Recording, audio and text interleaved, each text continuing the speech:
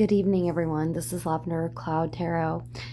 Tonight, with a very impromptu message from Spirit, we have Miss Bette Davis. She has come to me this evening requesting to clear the air on a few things. For the first card, it's about her children. She is coming in very loud, very strong tonight, and she wants to discuss her daughter Margot. I've had the name Margot in my head the entire day, and I couldn't figure out whom it was coming from, and then I received the last name of Merrill. Margot Merrill. She really believed that her husband, Gary, was going to be the love of her life. It was, I hear her saying true love finally. She's saying true love finally very emphatically, very sassy. Not rudely at all. She's emphatic that how much that she admired him at one point in time. She had a feeling that they were going to build an entire life together. Her, him, BD, her first daughter. She says she doesn't want to discuss the son. She said not right now. She says she wants to focus. She says keep shuffling the cards, damn it. Okay, I will. Yes, ma'am. Like I said, this was a very impromptu reading. Very impromptu. She said she felt for a while there was a certain darkness over their household. She had been with Gary for a while. She felt stuck.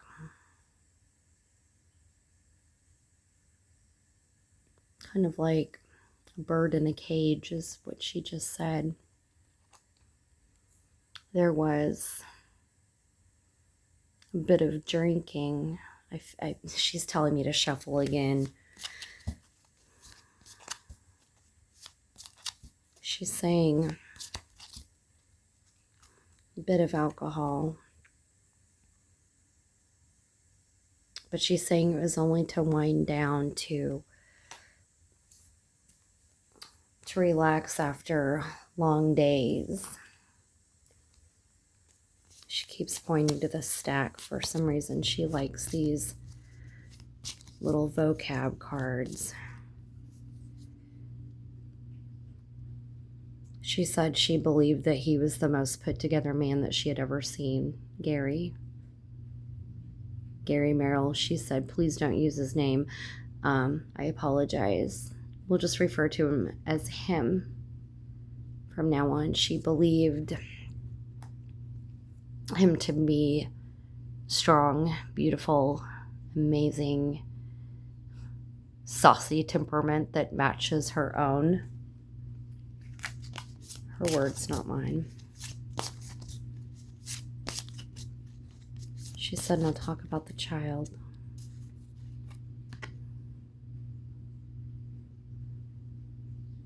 She loved her so much. Am I allowed to use her name? Okay, thank you. Margot Merrill. I used her name without permission earlier. She loved her daughter so much. They did have a friendship. They were very close. But she's also saying silence, that she was afraid. She just said the word afraid. Margot, what were you in fear of? What were you afraid of? I'm not picking up on what you were afraid of.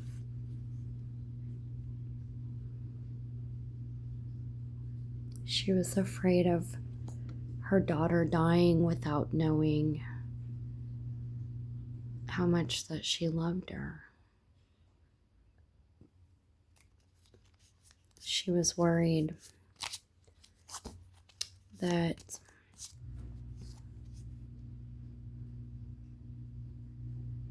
someone would take her away, someone would destroy her.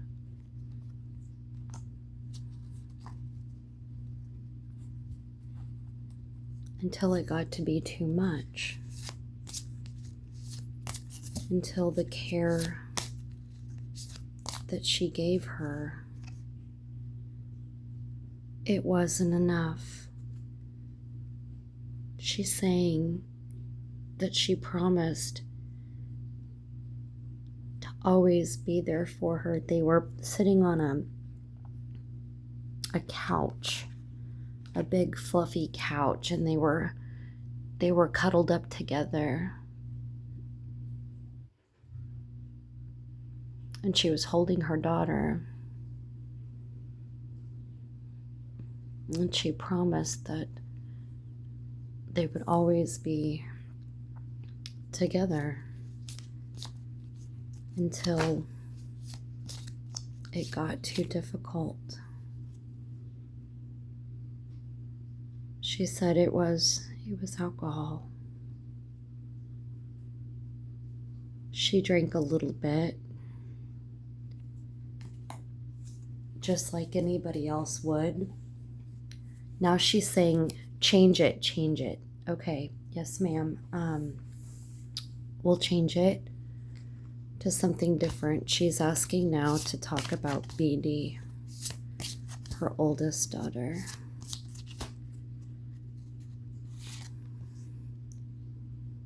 Narcissist, she said something about there was pages that were written by her daughter. This is the narcissist card. That her eldest daughter had said many untrue things about her that was painful. I'm feeling a very deep, dark pain from her. She's talking a lot. It's almost hard to keep up. She's saying how much she loved Margot, but BD was completely the opposite of that. It was like light and dark, day and night.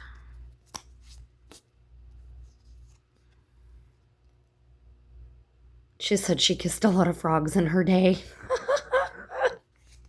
Yes, but that's okay. You can kiss a lot of frogs, Margot.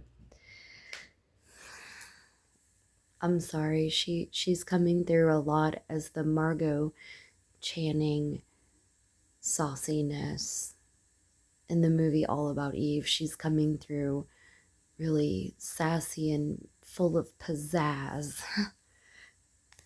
Sometimes Miss Davis almost felt like she was Margot Channing. She said, yes, that's accurate. Sometimes she embodied the character of Margot Channing in her life, quick-witted, sharp, passionate. She's going back to the word alcohol. She wants to make it clear that she was not an alcoholic. She did drink, but it was to unwind during the day. like the evenings, not I'm sorry. I'm so sorry, Miss Davis. It was not to unwind during the daytime. It was, she said, specifically after a long day. And that there was some things that the husband had done. She said it was like being on her own island by herself. Sometimes it was either lonely or it was loud, is what she said. It was lonely or it was loud. He was either ignoring her completely. Yes, ma'am. She wanted me to tell you that she believed he was a bit of a an egoist. She said not necessarily. She knows that I do readings on narcissism. She goes, he wasn't a narcissist per se, but he was very egotistical, and he was very, she's saying, powerful. He thought that he was larger than life. And she's saying she feels like that influenced her daughter. She said it seduced her daughter into narcissistic behavior. That there were pages written, she's saying a book. There was a book that was written about her life. And she's saying crying. She's crying. She's not crying right now, but she said she cried when she read excerpts of the book pages. I'm getting a very loud, like, wailing by herself. She said she felt like the circle would never be complete again. That once she read those words, it was like a she's saying dagger. It was like a dagger in her heart. She said she found solace in a few close friends, but not very many people were let into this. She's saying privacy. Excuse me, I'm so sorry, Miss Davis. She's saying, I just wanted privacy. I wanted peace. She wanted privacy and peace. She just said the word sorry. Okay, she's saying this in reference to her daughter Margot. She said she just wanted a happy family. She didn't want her daughter to be put away in a facility, but she didn't know how to help her. That she was lost. She said she never really spoke about this, but she's trying to come through really, really fast. She says she wants to talk about it, but she's worried that people will judge her for being a bad mother, because she said she placed Margot in a facility, and she said she visited. She went there. She said I get the crying. She said she paid a lot of money for this facility, and she did a lot of crying. She does not want people to read about her life or watch her movies and think that she did not love that baby girl. She wants to, she said, make it clear to them. That's how it's coming across. She's not angry. She's not angry. She's emphatic. She said she always wanted roots. After there was a, she said she was left behind.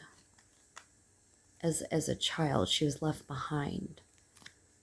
And again, I'm not sure what that is, because I don't know all the nuances of Miss Davis's life. I know a few things about her, but she's come in loud and clear most of the day. And she said, you're doing something on video tonight where I need to clear some things up. So she's saying back to,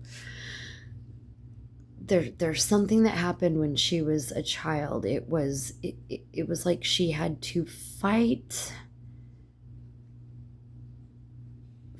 for a spotlight after being left. Like I feel that it's not like a literal fight. She's not fighting, she's not kicking, she's not screaming. She's fighting for her. Oh, okay, I can't feel this right now. She's saying something like there was a parting of ways in her family. Let's see what the cards say. There was a parting of ways. Heartbreak. She was grieving a parting of ways. She's not giving me the full detail. I'm getting it's a masculine energy, maybe a dad, maybe an uncle, maybe a grandfather. Somebody left her life, and it was devastating for her as a little girl. She was devastated. She watched this person moving on. She said moving on, moving away. Moving on, moving away. For a woman. Okay, so there was another woman involved. So somebody left her life when she was a little girl. Somebody, I get a masculine energy, a big masculine energy here. She just told me that the answer is right in front of my face, and I'm gonna have to ask the cards because I don't know. So this big masculine energy left for a woman. There's masculine energy here, and then there's a woman, like a professional woman. I'm getting a feeling like she's in some kind of care, like maybe she's like a nanny, or she said go deeper. She said you can find the answer. Okay, so she was a woman of science. She's a scientific woman. She's a woman of science. Okay, she's saying that this is ridiculous, that I should already know this. I apologize. I don't know every nuance. And she said, keep shuffling. Okay. Yes, ma'am, and will do. She said, keep talking about the man.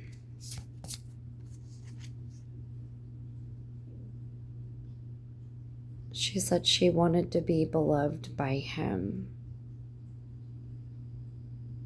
I get a feeling that he didn't take her seriously, that she was he was only involved in her life for a short time period. I get the feeling that it was a matter of a few years. Couple of years maybe.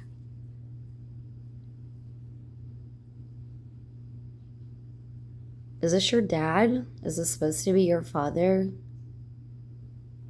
An uncle? I'm feeling okay, so it's like a relative.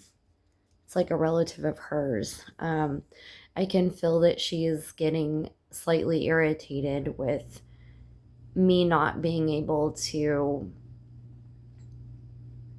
get the clarity of what she's trying to tell me.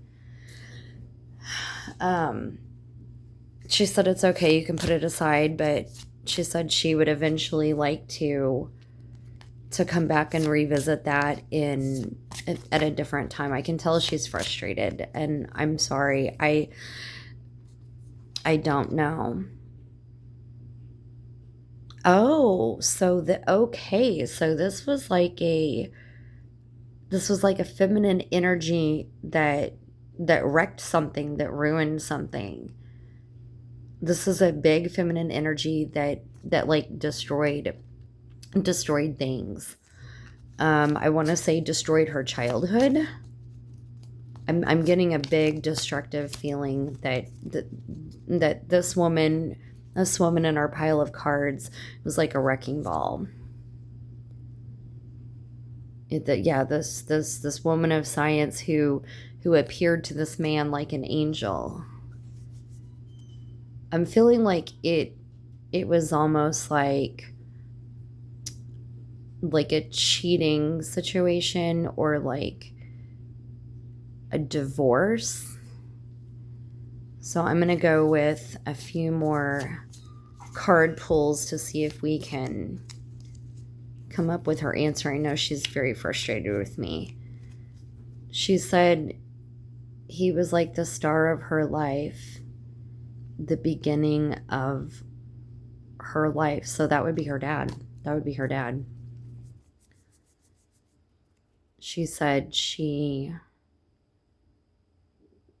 very much, she said very good job, it took you long enough. I'm sorry. She's very playful. She's serious, but she's playful. I can tell that I irritated her quite a bit. I'm sorry, Miss Davis. I'm sorry. Hi, Mom. Oh, hi. Love you too. I apologize. That was my daughter. She was just saying hi and that she loved me. But back to the reading. I apologize, Miss Davis. I'm sorry. She's very playful, but she's also very sassy and very stern. And I think I was just irritating her because I felt this energy, but I wasn't sure where I was supposed to go with it. She said she missed his touch. She missed his smile. And that she missed the sound of his shoes when he would come up the driveway. She said that was some of her happy moments, was his hugs and hearing him when he would walk.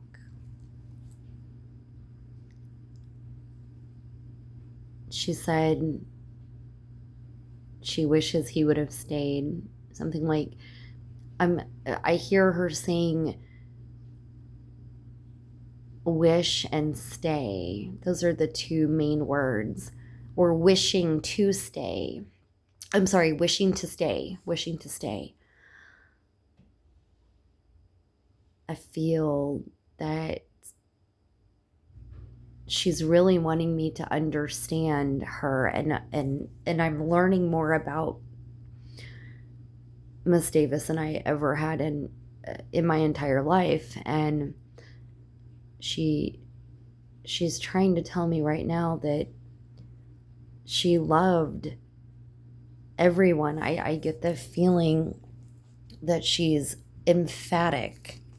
She's emphatic, saying she loved the husband, she loved the father, she even loved BD. She still loves BD, her daughter, and she still loves Margot. And actually, she said that that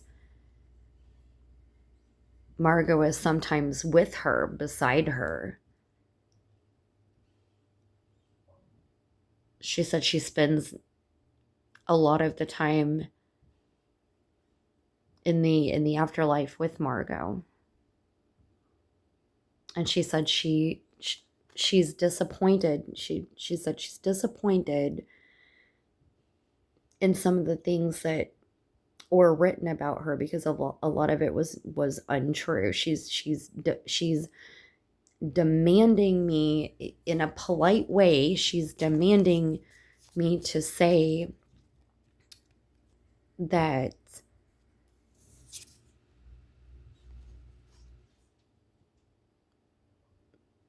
it was like a big barrel of lies. It was just a big barrel of like she's saying the word crock. It was like a crock of crap. Barrel of lies, crock of crap. And she did admit to, a little bit of drinking, but she's emphatic that it was not an everyday daily habit. She was not a fallen down drunk. She wanted for me to put that out there to the general public. She feels like, I'm getting the feeling like almost like a scared rabbit. Not that she's a scared rabbit, but the feeling of she wants people to know, she wants this information out there, that she was a good mom. She loved her children. She loved her dad, even after what he did. She's emphatic. She said she may have had some bumps in the road in life, and she may have had some moments, but all I get from her is absolute queen energy and love. She said mistakes. She said we've all made mistakes, but she's still a queen in her own right. She says she's starting to get tired. I can tell she's wearing out. She said just one more card.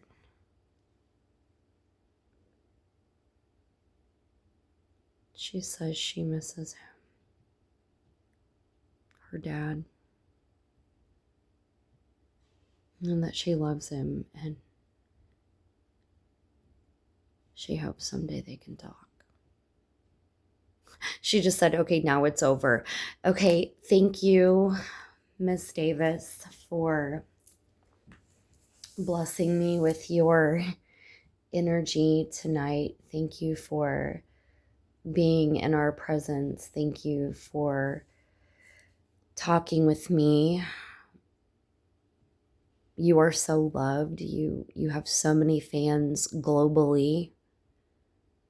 We love you so much. And for my viewers, thank you so much for buckling up with me on this bumpy ride. We love Bette Davis. We absolutely do. And I love you, and talk soon.